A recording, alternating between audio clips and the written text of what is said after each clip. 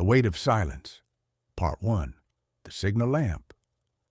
Harold Whitaker had lived in the same weathered, clapboard house for over 40 years, nestled near the end of a quiet cul-de-sac in Oak Ridge, Oregon.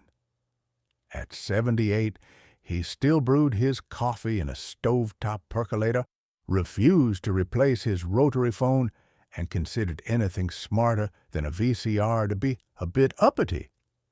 But he had, against every bone in his analog-loving body, signed up for a digital service called Final Guardian.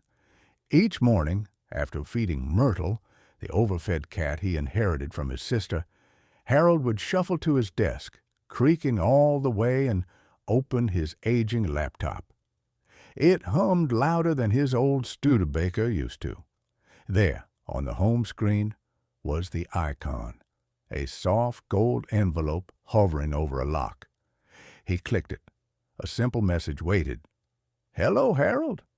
Are you okay today?" Below it, a single button. "Yes, I'm fine." Harold clicked it as he always did, and sipped his coffee. What the message didn't show, what no one but Harold knew, was what would happen if he didn't click it. Final Guardian had a fail-safe. 3 missed check-ins triggered delivery of a digital envelope to his 3 designated contacts. Within that envelope was a letter. Well, 3, actually.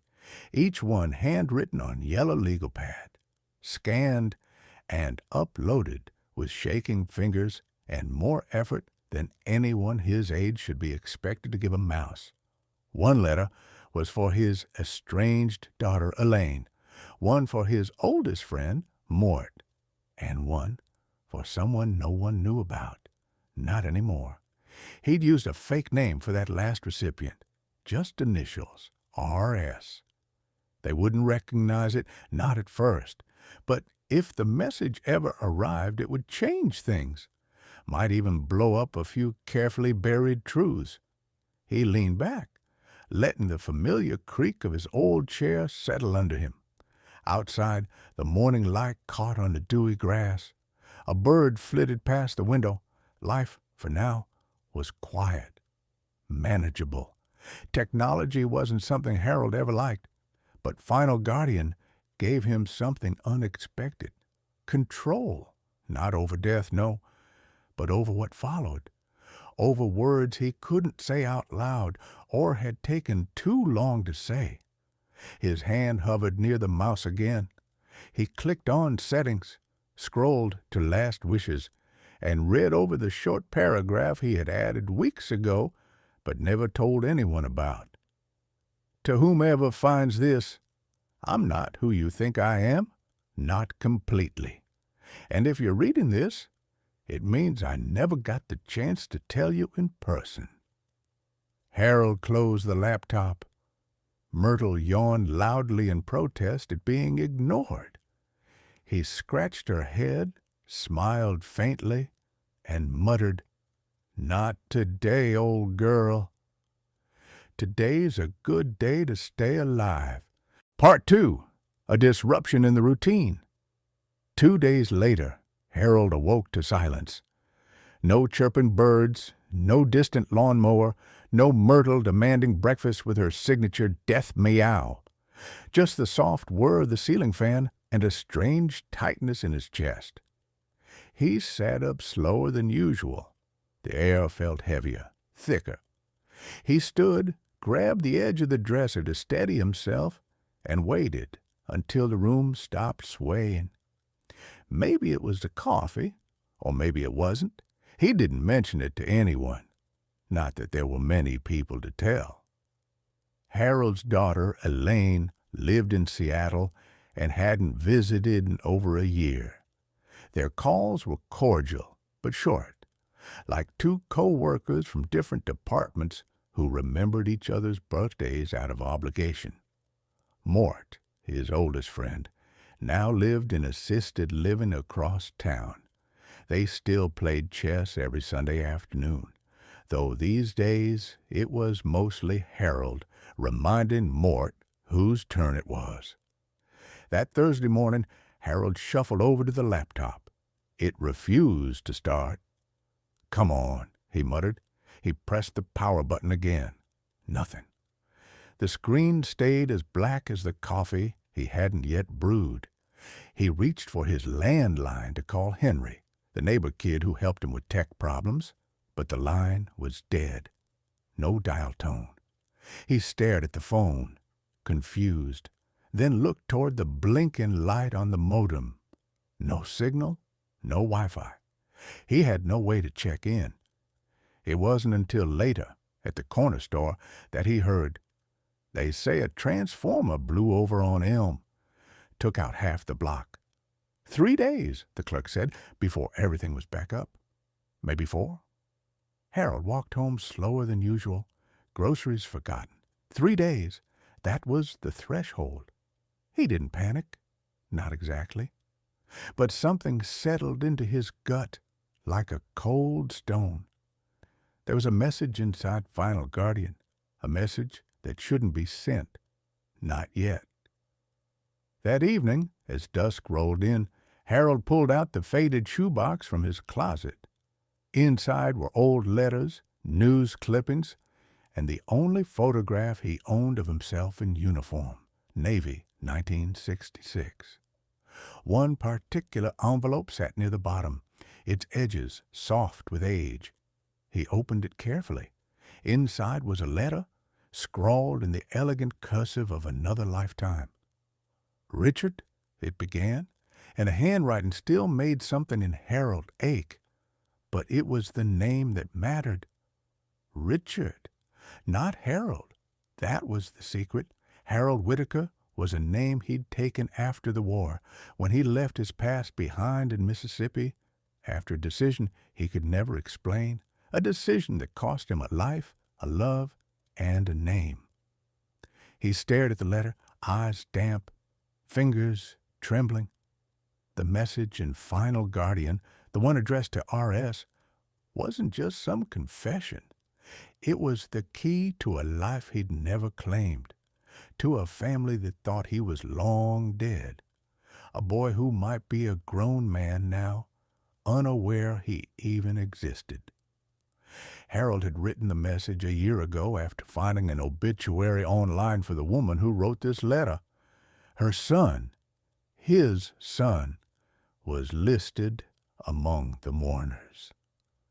"I know you have no reason to believe me," the message began, "but I'm your father, and I've spent a lifetime trying to find the courage to tell you."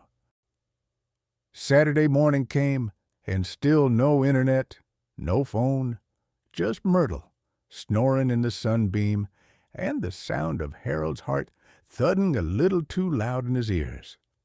He decided to visit Mort early. "Harold," Mort blinked up from a recliner in the common room, "you're early. You never come early." "There's a first for everything," Harold said. He brought a paper bag with his chessboard inside, though he wasn't sure he could focus today. They set up the board near the window. Mort moved his knight without even looking. "Something's on your mind," he said. "Since when do you pay attention?" Mort chuckled. "Since you started spacing out in the middle of your Sicilian defense." Harold sighed and leaned back. The sunlight caught on the edge of the board. He hesitated, then said quietly, "Do you remember in '67 when I vanished for 6 months?" "Sure. You came back talking about some government operation you couldn't discuss. I figured you were just holed up with some pretty girl." Harold looked away. "Oh," Mort said, "so it was a girl." "A woman," Harold corrected. "And not just that. There was a baby." Mort sat very still. "I walked away from them, Mort. Changed my name. I thought I was protecting them. Or maybe I was protecting myself. I don't know any more. And now?" Harold rubbed his hands together. "Now I've got a message scheduled to go out if I don't press a damn button in the next 24 hours. I've told this boy everything His birth, his mother, my cowardice, everything. I don't even know if he's ready to hear it. I don't know if I am. Mort leaned forward and placed a rook gently back in line. You want my advice? Always. Let it send. Harold blinked. What? Maybe he deserves the truth. Maybe you deserve the peace. Part 3. Message in the Wire. Sunday morning came with a gray hush. The sky hung low, and the air carried the earthy scent of coming rain. Harold stirred early, before Myrtle even made a fuss. He shuffled to his desk with his coffee, expecting the familiar hum of his morning routine, but the modem lights blinked red. Still no internet. He stared at the blinking light. No signal yesterday. None today. The storm 2 nights ago must have done more damage than he realized. Then he froze. Not out of panic. Harold didn't panic. But the awareness hit like a slow, deliberate wave. He hadn't checked in since Friday. Final Guardian didn't run on someone else's rules. It followed his. And the message to RS, the one he kept locked away for months, was set with a short delay. 3 missed days. Then delivery. Not because he was careless, because he was indecisive. He told himself that if he died unexpectedly, he didn't want that message to gather dust for years. He had set the delay window short, just 3 days, to force himself to keep checking in. It was a kind of discipline. Now, it was a countdown. He tried not to overreact. After all, this was exactly why he chose Final Guardian in the first place. No surprises, no human interference, no glitches. The system would check the check-in logs at the scheduled trigger time. 6 a.m. Monday. If his response was missing and the delay period had expired, the message would be sent. Quietly, cleanly, exactly as intended. No one could stop it, and he wouldn't want them to. But still, he found himself wishing just a little that he had given himself more time. That afternoon, he walked slowly around the house, letting his thoughts drift. The garden needed trimming. The gate latch still squeaked. Little things he wouldn't be around to fix, maybe. He remembered the last words he wrote in the message to RS. I can't undo the past, and I won't make excuses.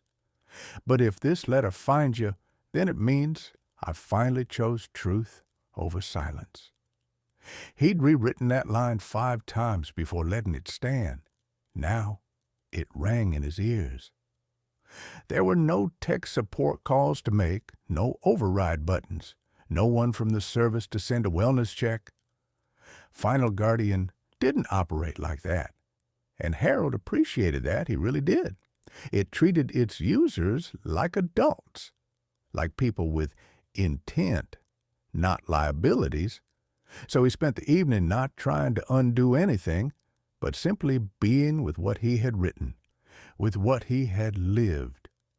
He pulled out the shoebox again, read through the old letter from long ago, the one addressed to a name he hadn't used in 50 years. Richard, it still said at the top. And in that name there lived a younger version of him, one full of dreams and fear, and one irreversible choice. At 5:58 a.m. on Monday morning, Harold was sitting at his kitchen table, hands wrapped around a mug of cooling coffee. The laptop still blinked red. No internet. He didn't need to check the time. He already knew. At exactly 6 a.m., the Final Guardian servers, somewhere secure and far away, would complete a task he'd asked of them months ago. They would release the message, one email to Elaine, one to Mort, and one to a recipient who would receive it without understanding at first who it was from. Just the initials, R.S. Harold didn't weep. He didn't even sigh. He just sat quietly and waited for the sun to come up, knowing that this was the cost of truth, not being able to take it back. Part 4. The Weight of Silence. Monday morning unfolded slowly, as if the world itself wasn't quite ready. Rain fell in a lazy drizzle, tapping the windows like a gentle reminder that time, no matter how thick the quiet, was always moving forward. Harold stayed by the kitchen table until the sun had fully risen. Myrtle curled at his feet, the weight of her presence grounding him more than she knew. The messages had been sent. He hadn't heard a reply. He didn't expect to. Final Guardian's dashboard, which he still couldn't access without internet, would log delivery confirmations. But that wasn't the point. The point was he'd done it. Not perfectly, maybe not even wisely, but honestly. 2 days passed. On Wednesday afternoon, the internet returned. A single green light blinked on the modem. Harold stared at it like it was a foreign creature. He powered up the laptop, waited. When it booted, he opened Final Guardian. A simple notification waited. All scheduled messages successfully delivered at 6 a.m. Pacific Standard Time on May 12th.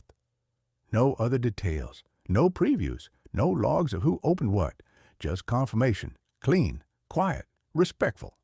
He closed the tab, rubbed his face, and moved on with his day. On Friday, an envelope arrived in the mail. No return address, no sender name, just his own, written in neat, slanted handwriting he didn't recognize. Inside was a single sheet of paper. "I read your message. I don't know what to feel yet. I'll need time.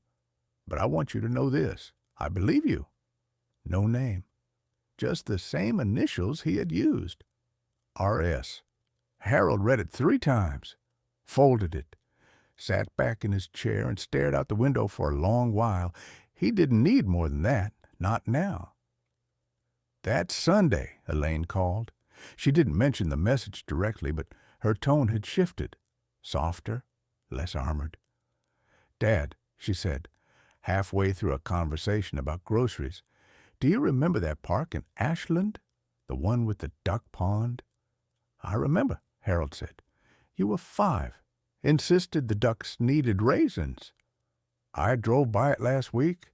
I don't know why, but it made me think of you. That's a good memory." "Yeah, it is." They sat in silence for a moment that held more than words. The following month, Mort beat him at chess for the first time in years.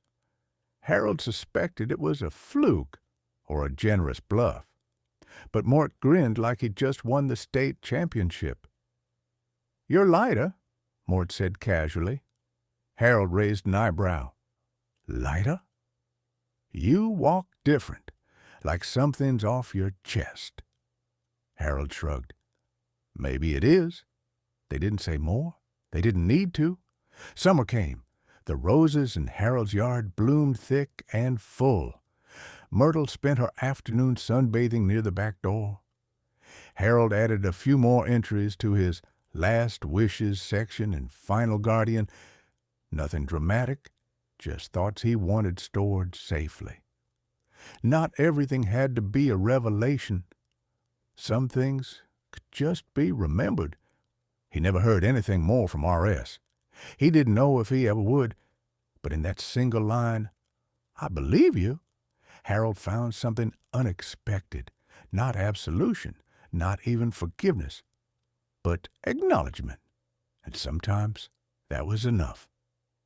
One quiet evening in early fall, Harold sat on his porch with a thermos of coffee and Myrtle snoring in a blanket beside him. The sky above was streaked with the faintest traces of orange. He thought about what he would have done differently, and then decided he wouldn't have changed a thing. He had chosen to leave behind something real, not just money or possessions, but truth. Something that might sting or heal or simply echo, long after he was gone.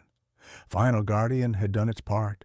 No fanfare, no judgment, just delivery. The rest was up to those left behind. Harold closed his eyes, letting the cool breeze brush against his face. He felt no fear of what was to come, only a quiet kind of peace.